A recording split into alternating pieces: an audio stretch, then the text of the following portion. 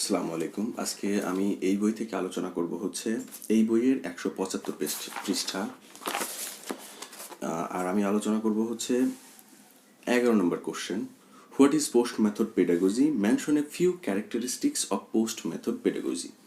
তো post method pedagogy প্রথমত কি এবং এটার কিছু ক্যারেক্টারিস্টিক অর্থাৎ এটার কিছু বৈশিষ্ট্য। পোস্ট মেথড পেডাগজি নিয়ে আমি অন্য একটা সংজ্ঞা আরেকটা ভিডিওতে আমি আলোচনা করেছি, সেটা এখানে ডিসক্রিপশনে লিঙ্ক দেওয়া থাকবে, আপনারা চাইলে ওটা দেখতে পারেন। আবার যদি না দেখেন তাতেও সমস্যা নেই, আমি এখানে আবারও বলবো সংক্ষেপে। তো answer, post method pedagogy means the teaching practice. Post method pedagogy বলতে ওই টিচিং প্র্যাকটিসটাকে বোঝায় বা ওই শিক্ষানীতিটাকে বোঝায়। পেডাগজি মানে শিক্ষানীতি, পোস্ট মেথড মানে মেথড বাদ। তাহলে পোস্ট মেথড পেডাগজি বলতে ওই শিক্ষানীতিকে বোঝায় that are relevant to the teaching context, যেটা relevant to the teaching context, অর্থাৎ যে কনটেক্সট, যে প্রসঙ্গটা পড়ানো হচ্ছে সেই প্রসঙ্গের সাথে যেটা রিলেভেন্ট, যেটা প্রাসঙ্গিক। This pedagogy does not follow any specific method. এই পেডাগজি অর্থাৎ এই শিক্ষানীতি, এই শিক্ষাবিজ্ঞানটা কোনো ধরনের স্পেসিফিক মেথড ফলো করে না। জিডিএম ফলো করে না, ডিএম ফলো করে না, সিএলটি ফলো করে না, কোনো কিছু না। তাহলে দেখি, and aims at the best learning outcome. এবং এটার লক্ষ্য হচ্ছে বেস্ট লার্নিং আউটকাম, সবচেয়ে ভালোভাবে শেখানো যায়, যাতে সবচেয়ে ভালো ফলাফল পাওয়া যায়। The objective of post method pedagogy is, objective মানে হচ্ছে উদ্দেশ্য। এই পোস্ট মেথড পেডাগজির উদ্দেশ্য হচ্ছে is to achieve optimal learning, সবচেয়ে বেশি লার্নিং অর্জন করা, অর্থাৎ সবচেয়ে বেশি ভালোভাবে যাতে শেখানো যায়, by following practical teaching strategies. একটা জিনিস ফলো করি, কি ফলো করে? Following practical teaching strategies. Practical মানে বাস্তবসম্মত, টিচিং স্ট্র্যাটেজি অর্থাৎ শেখানোর কৌশল, শিক্ষা কৌশল, সবচেয়ে প্র্যাকটিক্যাল শিক্ষা কৌশল ব্যবহার করে স্টুডেন্টদেরকে শেখাবে এবং যেন বেস্ট লার্নিং একটা আউটকাম পাবে। এবং it does not follows any specific method, এটা কোনো ধরনের স্পেসিফিক মেথড ফলো করবে না। For example teachers will understand the learners need. উদাহরণস্বরূপ এখানে স্টুডেন্টসদের নিড কোনটা, প্রয়োজন কোনটা, সেটা টিচার বুঝবে। অ্যান্ড প্ল্যান ক্লাসরুম, এবং ক্লাসরুমটাকে সেইভাবে পরিকল্পনা করে সাজানো হবে। Classroom procedure based on that, এবং এটার উপর ভিত্তি করে ক্লাসরুম প্রসিডিউরটাকে প্ল্যান করা হবে। আচ্ছা, এখানে লার্নার্স নিড বলতে আসলে বোঝানো হয়, ধরেন আমি একদল স্টুডেন্টসকে পড়াই যাদের একমাত্র উদ্দেশ্য হচ্ছে আমি ইংল্যান্ড যাব, আমি বা বিদেশে অন্য কোনো দেশে যাব যেখানে ভাষা হচ্ছে ইংলিশ, এবং আমি শুধু ওখানে গিয়ে ইংলিশে কথা বলতে চাই, আমি ওখানে গিয়ে কোনো কিছু লিখবো না, অর্থাৎ আমি শুধুমাত্র স্পিকিং করব, স্পিকিংয়ের জন্য ইংলিশটা শিখব। তাহলে ওখানে টিচার কি করবে? জিডিএমও ফলো করবে না, ডিএমও ফলো করবে না, এ ধরনের কোনো ধরনের মেথড ফলো করবে না। উনি কি করবে? তার নিজের ইচ্ছা মতো ক্লাসরুমটাকে সাজাবে। হতে পারে উনি কিছু অডিও আমাদেরকে শোনাবে বা ইংলিশ মুভিজ দেখাবে বা এরকম থাকতে পারে বিভিন্ন। আমরা এবার পোস্ট মেথড পেডাগজির ক্যারেক্টারিস্টিকে চলে আসবো এখান থেকে। The following are some major characteristics of pedagogy. Number 1, teachers are independent in planning their lessons. Teacher তাদের লেসন্স প্ল্যান করতে, অর্থাৎ পরিকল্পনা মতো তাদের লেসনগুলো, পাঠগুলোকে সাজাতে ইন্ডিপেন্ডেন্ট।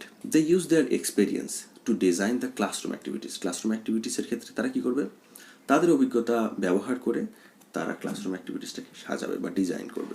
ইন দ্য প্রসেস, এই প্রক্রিয়াতে they focus on the immediate context of teaching. এবং এই ক্ষেত্রে তারা কি করবে? ইমিডিয়েট কনটেক্সটটাকে, মানে এই মুহূর্তে আমি কোন বিষয়টা পড়াচ্ছি, যেমন এই মুহূর্তে আমি পড়াচ্ছি হচ্ছে সবজির নাম, তাহলে আমি ক্লাসরুমটাকে কীভাবে সাজাবো? আমি বিভিন্ন ধরনের সবজি কিনে নিয়ে আসলাম ক্লাসরুমের মধ্যে, this is carrot, this is radish, this is turnips, যাই হোক এরকমভাবে। অথবা উনি বিরাট একটা স্ক্রিন নিয়ে আসলো, এখানে একটা একটা করে আমাদেরকে সবজি দেখাচ্ছে এবং প্রত্যেকটা নাম আমাদেরকে শেখাচ্ছে। অথবা হোটেলে গিয়ে কিভাবে কথা বলতে হয়, অথবা একজন টিচারের সাথে কিভাবে কথা বলতে হয়, অথবা একটা ডাক্তারের সামনে গিয়ে কিভাবে কথা বলতে হয়, এরকম একটা পরিবেশ তৈরি করে উনি সেখানে শেখাচ্ছে। অর্থাৎ স্যার টিচার হয়তো নিজে একজন ডক্টর সাজলেন এবং বললেন, they think that you are a patient and make a conversation with me. তাহলে আমরা এখানে দ্বিতীয়টা পড়ি, classroom strategies and materials are context specific. ক্লাসরুমের স্ট্র্যাটেজি এবং ম্যাটেরিয়ালস বলতে এই যে এই সমস্ত জিনিস, অডিও সিডি থাকতে পারে, বিভিন্ন ধরনের সবজি ক্লাসরুমে নিয়ে আসতে পারে, এগুলোকেই বলা হচ্ছে টিচিং ম্যাটেরিয়ালস। তাহলে আবার দেখুন, classroom strategies and materials are context specific. ক্লাসরুমের স্ট্র্যাটেজি অর্থাৎ ক্লাসরুমের কৌশল এবং ম্যাটেরিয়ালসগুলো হবে যে কনটেক্সট পড়াচ্ছি, যে প্রসঙ্গ পড়াচ্ছি সেটার জন্য আলাদা আলাদা নির্দিষ্ট হবে। দ্যাট অ্যাড্রেসেস লার্নার্স নিড, যেটা আসলে আমাদের যারা লার্নার্স থাকবে, যাদেরকে শেখাবো, তাদের প্রয়োজন অনুসারে সাজাবো। For this teachers do continuous analysis of learners need. এবং এখানে কি করবে, টিচার অ্যানালাইসিস করবে যে স্টুডেন্টসদের কি দরকার, কি চায় তারা, অ্যান্ড লার্নিং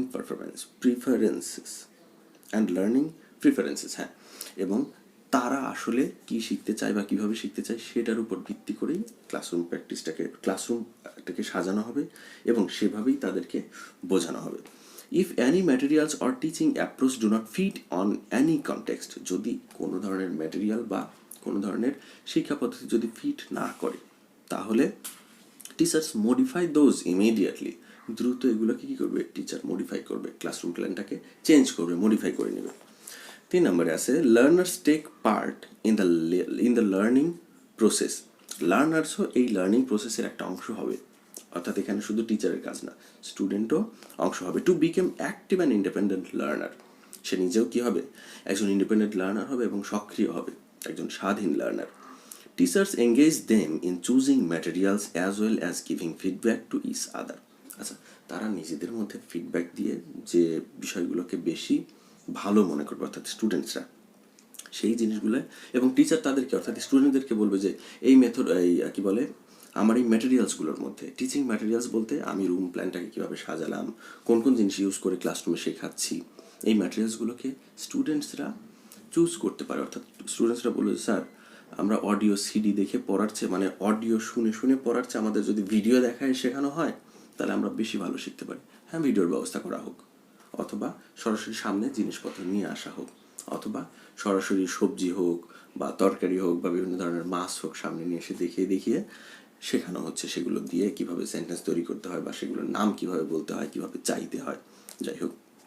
পরের line, students become responsible for their own learning.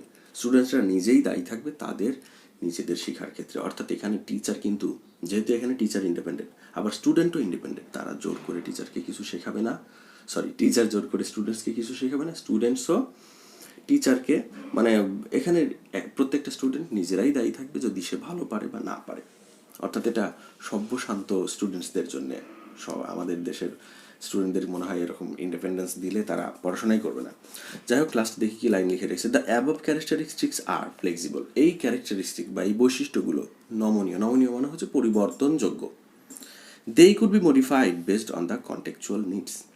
প্রসঙ্গ অনুসারে বা প্রসঙ্গের প্রয়োজনে এই ক্যারেক্টারিস্টিক্সগুলো পরিবর্তন করা হতে পারে। তো এখান থেকে ব্রড কোশ্চেন্সগুলো পড়বে এবং এই কোশ্চেন্সটা খুব ইম্পর্টেন্ট, এটা পরীক্ষাতে আসতে পারে। আর মূলত আমার চ্যানেলে আমি ইম্পর্টেন্ট কোশ্চেনগুলোই আলোচনা করি, আর প্রত্যেকটা টপিকের তো একটা মানে মূল আলোচনা থাকে।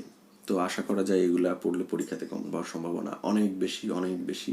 আর ভিডিওগুলো ভালো লাগছে কিনা জানাবেন, আর চ্যানেলটা সাবস্ক্রাইব করবেন। আসসালামু আলাইকুম।